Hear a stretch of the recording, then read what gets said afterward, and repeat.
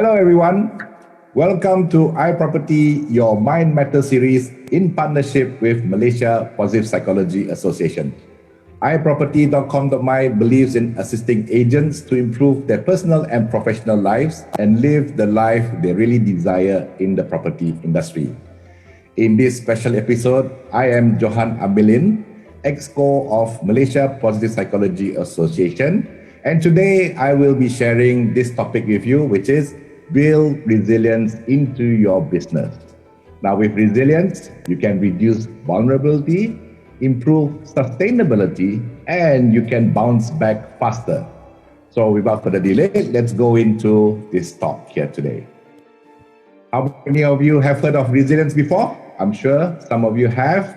If you haven't, what is resilience? Resilience is an ability to recover from or adjust easily to misfortune or change. Let me just repeat that again. An ability to recover from or adjust easily to misfortune or change. So what I'd like to bring your attention to here is that resilience is not going to stop misfortune or change from happening. It will happen, life happens, but it would help us recover from it and bounce back and adjust easily to it. So we are taught from young that as long as we study hard, work hard, get good grades, get into that good university, go for a job interview, we'll get into a good company, and sooner or later start our families and achieve our desired goals, right? But unfortunately, life always has a different plan for us. The universe sometimes throws rocks at us. It creates a bridge that is hard to climb.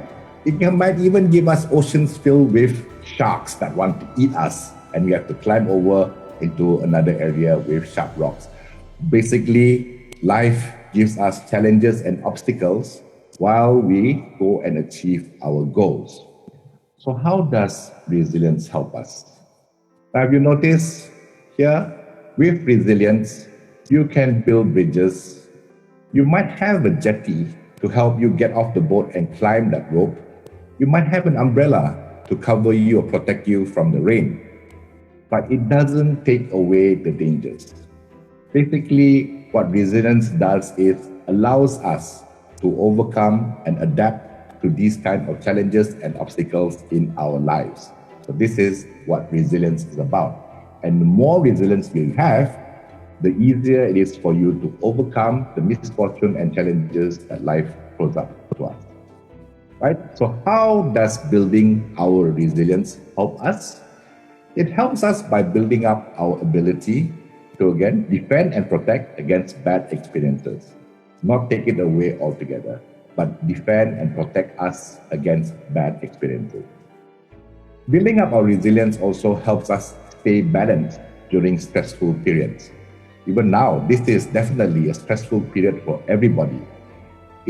Are you feeling balanced? Are you stressed?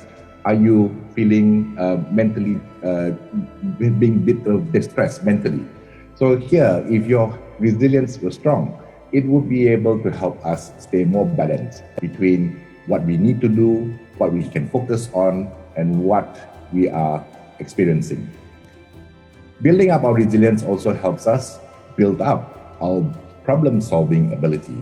And this is something we sorely need, especially now, because there are many, many challenges that we've never seen before or never encountered before, which may require our brains and our abilities and our skill and experience to come together to have our problem solving, to help us solve the problem. But without high resilience, this could be challenging because we may only see the rocks, we may only see the sharks, we may only see the sharp stones, and we don't see the goals that we want to achieve and how to achieve it. Having good resilience or building up your resilience also protects against depression, stress, anxiety. These are the things that we may be experiencing because of what's happening around us. But if you have built up your resilience, you may experience less of this or none at all. Building up our resilience also helps us strengthen our mental well-being. It allows us to see opportunities in these bad experiences as well. It allows us to be also able to help others because we are strong resiliently and we've had built it up. We have our reserves and we have our experiences that we can help others. So building up our resilience helps us do quite a few things to overcome this misfortune and bad experiences. So you might be wondering, how do I measure my own resilience? Is it high? Is it low? Where am I? So these are some quick ways for you to find out where you are on the resilience scale. There is another way where you can actually do a test, which is the comprehensive resilience test. This is the shortcut to it. You just go and you can download the test and give it a try. But now, since you're here, why don't we just do a quick one? If you're a person that doesn't complain much, so what do I mean by complaining? For example, you might be driving down the road, somebody cuts up in front of you, or you saw a parking space after driving around for half an hour. Finally, one parking space opens up, but suddenly a small country cuts in and takes a parking space before you. And you start complaining, shouting, getting angry, getting frustrated. Okay, so you complain a lot, then the likelihood is that your resilience may not be that high. If you are somebody that holds yourself accountable, something goes wrong, something doesn't go the way you expect it to, instead of blaming other people, you ask yourself first, what could I have done better? Was there anything I could have done to avoid this from happening? What could I do better next time to avoid this from happening again? If you ask yourself these things and you are accountable and responsible for anything that happens to you, anything that is untoward or unexpected, then you have high accountability. Likelihood, you are somebody that also has a high resilience. If you are somebody that takes care of yourself, meaning that if you feel that today you may need to take a rest, it could be a me day or a care day. You want to go out and watch a movie, you just want to hang out with your friends because it is something for you to recharge yourself.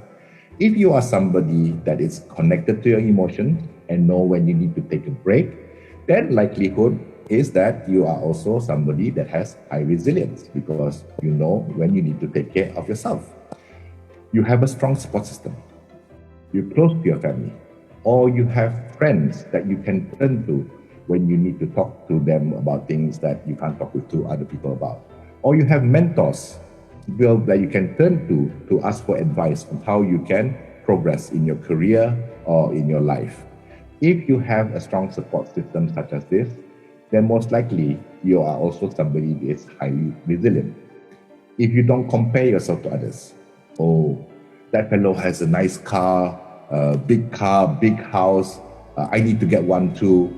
If you only measure yourself against your abilities, your skills, your achievements, as long as you know that you are working your best, your hardest, and you only compare yourself to yourself rather than measuring yourself to others, likelihood is that you are also somebody that has high resilience. So if you don't complain, hold yourself accountable, know when to take care of yourself, have a strong support system, and you don't compare yourself to others, likelihood is you are somebody with high resilience. This is some quick 5 tips that I can share with you on how you can build up your resilience. One is flexibility. Be open to change. Right? Especially now, this would be one of the greatest, strongest tips that I can share with you because every day we are dealing with change. What's going to happen next week, we're not too sure. What's going to happen next month, we're not too sure. But if you are open to change and you consider that what can I do in this kind of situation and be flexible to anything happening and look out for opportunities as well, then this can help you build up your resilience. Be focused. Now remember, even if you look at this picture, there may be rocks, there may be sharks, there may be rain clouds, storms, sharp rocks as well. But if you look at your focus, maintain your focus at the flags, the goals that you want. You can have weekly goals, monthly goals, annual goals. Just focus on what's ahead of you. Successfully completing your weekly goals 4 times in a month will come to your monthly goal. Working on your monthly goal 12 times will get you to your annual goal. So sometimes just to get to the furthest flag in this picture, you just need to work on the next week, the next month.